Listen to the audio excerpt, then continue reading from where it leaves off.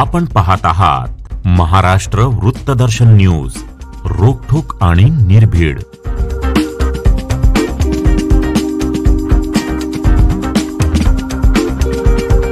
निश्चितच ह्या जागा जिंकत असताना 2014 पासून जे घटक पक्ष आम्ही बरोबर होतो सुरुवातीच्या काळामध्ये आरपीआय असेल, त्याचबरोबर त्या काळामध्ये जनस्वराज्य, रयत क्रांती संघटना, Republican party of India, Athawale साहेबांचा गट, त्याचबरोबर शिवसंग्राम, हे छोटे छोटे घटक 2014 साली बरोबर घेतले। मी आपल्या सगळ्या युतीच्या नेत्यांना सांगू इच्छितो की 2019ला सरकार गेल्यानंतर हे जे काही छोटे घटक भाजप बरोबर आलेले होते ते मात्र कुठेही आजूबाजूला गेले नाहीत।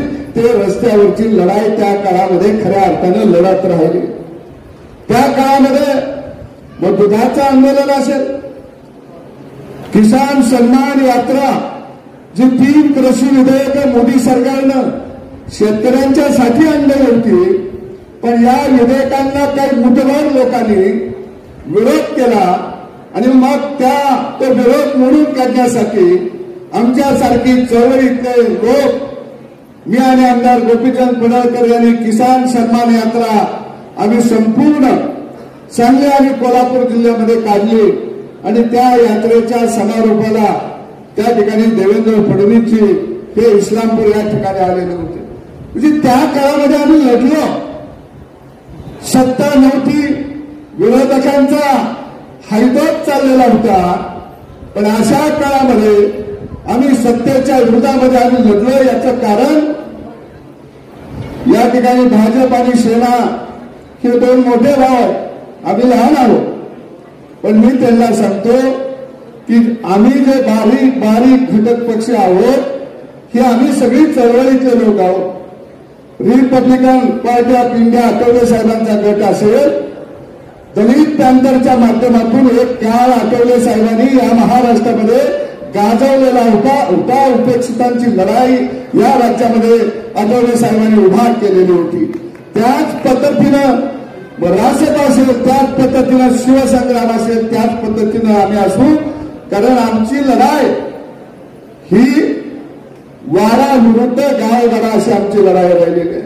आमची लढाई प्रस्थापित विरुद्ध विस्थापित अशी राहिलेली आहे आणि म्हणून खऱ्या अर्थानं विस्थापितांची बाजू घेणाऱ्या माणसांना तुम्ही बोलवलं, सन्मान दिला, हे आम्ही आमचं भाग्य समजतो।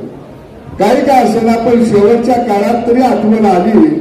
बऱ्याच वेळा काय होतं की माणसाचं वय झालं किंवा म्हातारपणी त्याला आठवायला लागतं, तसं आता निवडणूक जवळ आली, आता वय झालं या निवडणुकीचं, आता निदान तुम्हाला आठवण तरी आली, कोणतरी शेजा पाजारी आहेत आणि तुम्ही आम्हाला बोलवलं, आम्ही आलो, आमच्याही लक्षात आलं की आता पीक उगवून आलं, आता निंदायचं टाइम आलं, तण काढायला गेलं पाहिजे। आम्ही बी खुरपी घेऊन आलोया, तण काढतो, पण ध्यानात ठेवा, तण काढणारा उपाशी राहता कामा नये, एवढं ध्यानात ठेवा। एवढं ध्यानात ठेवलं तर बरं होईल। अरे घटक पक्ष या जिल्ह्यामध्ये पहिल्यांदा आज बोलवले गेले, पहिल्यांदा। घटक पक्षांची अपेक्षा काय? आपलं सरकार आल्यानंतर तुम्ही घटक पक्षाच्या एखाद्या जिल्हा अध्यक्षाला बोलवलं असता आणि त्याला म्हणलं असता की बाबा डीपीडीसी तर तुला 5-10 लाख रुपये देतो, कुठे विकासाला निधी द्यायचा असला तर दे, तुझा बी काही मागणी असली तर अर्ज दे, नाही बोलवलं। अरे 3, 4, 5, 6 पक्ष त्यांच्या जिल्हा अध्यक्षांना बोलवलं असतं, सन्मान दिला असता, थोडा निधी दिला असता, ते कार्यकर्ते अजून जोमानं कामाला लागले असते, पण तुम्हाला 5-10 लाख रुपये बी देता आलं नाही। काका मला मागणार नाही, कारण मला मिळती ती, मला पाहिजे त्यावेळी मी आणतोया, परंतु बारीक बारीक घटक पक्षांना तुम्ही खऱ्या अर्थानं बोलवायला पाहिजे होतं, त्यांना विचारलं पाहिजे होतं की डीपीडीसी मधनं तुम्हाला काय 4-2 पैसे पाहिजेत का? आम्ही अर्ज दिला की तुम्ही म्हणताय पैसे संपलं म्हणजे तुमचं रान उलाटलं लगेच आम्ही मागितलं. असं नका करू. कारण सगळ्यांना खऱ्या अर्थानं तुम्हाला बरोबर घेऊन जावं लागेल आणि आम्ही बरोबर आहोत. कारण आम्हाला रामराज्य या जर देशात याचं असेल आणि आणायचं असेल तर ते फक्त मोदीजीच आणू शकतात. म्हणून आम्ही तुमच्या बरोबर आहोत. तुम्ही आम्हाला काय द्या देऊ नका तरी आम्ही तुमच्यावर आहोत. कारण मुंबईच्या मीटिंगमध्ये मी परवा म्हणलो, आम्हाला म्हणले आता तुम्ही कामाला लागा, कार्यक्रम राबवा, योजना सगळ्यांच्या पर्यंत पोहोचवा. मग मी विचारलं तुम्ही आम्हाला नेमकं समजलंय काय का? म्हणलं बेंडवाला समजलंय का की आता लग्नाचा सीझन आलाय, आता ताशा कुठं आहे बघा, पिपाणी कुठं आहे बघा, ढोल कुठं आहे बघा, म्हणजे आम्हाला वाजवायला बोलवत आहे का? नेमकं आम्हाला बोलवत आहे कशाला? आणि म्हणून निश्चितपणानं आम्ही लढाऊ माणसं आहोत.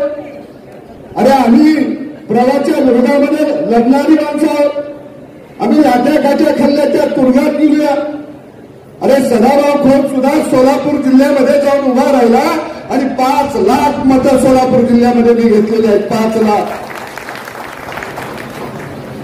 असं काही नाहीये.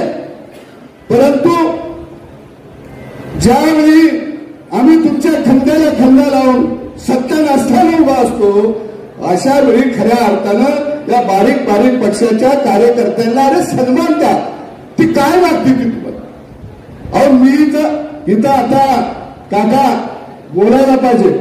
कारण आपली सत्ता आल्यावर आमचे रिपब्लिकन पार्टीचे अध्यक्ष म्हणले आम्हाला महामंडळ नको, आम्हाला आमदारकी नको, आम्हाला खासदारकी नको, गड्या नको म्हणायचं नाही. ही कोण द्यायला बसली तुम्ही?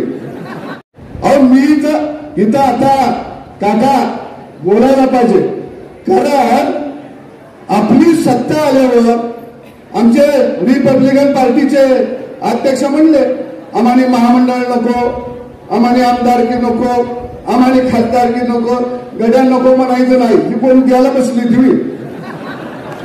कारण जर बघितलं काय परिस्थिती सत्ता आल्यानंतर गोरे साहेब मी काय म्हटलं त्या महाभारतामध्ये जसा श्रीकृष्ण कौरवांच्याकडे गेला आणि म्हणला अरे या पांडवांना सुईच्या टोका एवढी तरी जागा द्या. त्यावेळी दुर्योधन म्हणला एवढी बी मिळणार नाही. संघर्ष आकळ ठरला. मी आमच्या लोकांनी काय मागितलं? संजय गांधी समितीवर एखाद्याला घटक पक्षातल्या माणसाला सदस्य घ्या. संजय गांधीवर आता संजय गांधीचं सदस्यपद म्हणजे महाराष्ट्राचं काय अध्यक्षपद आहे का? तुम्ही राहून दिलं नाही. संजय गांधीचं सदस्यपद तुम्ही देऊ शकत नाही घटक पक्षाला एक. आणि मग म्हणायचं आमची महायुती म्हणजे नेमकी कुणाची? आणि म्हणून मला स्पष्ट नेत्यांना जिल्ह्यातलं सांगायचं आहे तुम्ही आमचा अपमान करू नका. आम्ही लढणारी माणसं आहोत. आम्ही मोदींच्या साठी देवेंद्रजींच्या साठी आम्ही लढायला तयार आहोत. कारण आम्ही प्रवाच्या विरोधातली माणसं आहोत. आणि म्हणून घटक पक्षांना सुद्धा तुम्ही सन्मान द्या. विधान बोलवा प्रेमानं. त्यांना काही देऊ नका. मी मगाशीच म्हणलो की आमचा संघर्ष वाडा विरुद्ध गाववाडा आहे. आम्ही गाववाड्यातली माणसं आहोत. आम्ही आमच्या झोपडीला सुद्धा महाल समजतो. आम्ही कुणाच्या वाड्यामध्ये वाकून सुद्धा जायचं आम्ही आमच्या मनात कधी येत नाही. कारण आम्ही लढाई गाववाड्याची लढतोय. आम्ही लढाई विस्थापितांची लढतोय. कारण ही लढाई आम्ही आयुष्यभर लढत राहणार आहोत. आणि म्हणून मोदी देवेंद्रजी असतील ही माणसं विस्थापिताच्या बाजूने लढत आहेत. सर्वसामान्य माणसाच्या बाजूने लढत आहेत. आणि म्हणून आम्ही शेवटच्या श्वासापर्यंत मोदी यांच्या बरोबर आहोत. महायुती म्हणून आम्ही बरोबर आहोत. मी बोलण्याच्या वगात काही चुकलं असलं तर थोडंसं माफ करा. पण ह्या व्यथा आहेत. कारण आमचं घटक पक्ष म्हणलं कोण आला की आमच्याकडे काय काय गडी बघून हसते ती. अरे हसू नका. मुंगी सुद्धा हत्तीचा पराभव करू शकते. गरीब माणसाला हसू नका.